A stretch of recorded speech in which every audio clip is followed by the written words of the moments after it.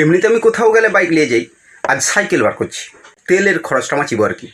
Cycle নিয়ে যাই রাস্তায়, যাইতে যাইতে প্রায় 2 কিলোমিটার মতো চলেছি, হঠাৎ দুম করে একটা আওয়াজ হলো। চোখ চালিয়ে এদিক সেদিক দেখি, না, কেউ তো কোথাও ফটকা ফাটায়নি। তারপর মনে হইলো যেন হঠাৎ সাইকেলটাই আমি নাচিয়া নাচিয়া যাইটি, মানে তেলের খরচ বাঁচাইটি আর কি। এতক্ষণে নিশ্চয়ই মানে বুঝতে পারছ ব্যাপারটা কি। সাইকেল সারাই দোকানে গেছি, সাইকেল মিস্ত্রি সাইকেলটা দেখে বলে, টায়ারটা তো ফাটিয়েছে, টিউটা একবারকে চিরিছে, দুইটাই একসাথে পাল্টিতে হবে, বেশি না 430 টাকা পড়বে। তেলের খরচ বাঁচাইটি আর কি।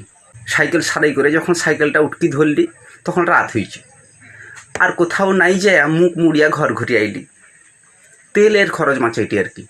তবে আমিও মনে মনে কিন্তু একটা প্রতিজ্ঞা লিয়েছি, এই 430 টাকার 4 গুণ যতদিন নেই পর্যন্ত ওয়াসিল হয়টে, আমি আর সাইকেল ছাড়া বাইকে হাত দেবো না। আমিও এক কথার মানুষ।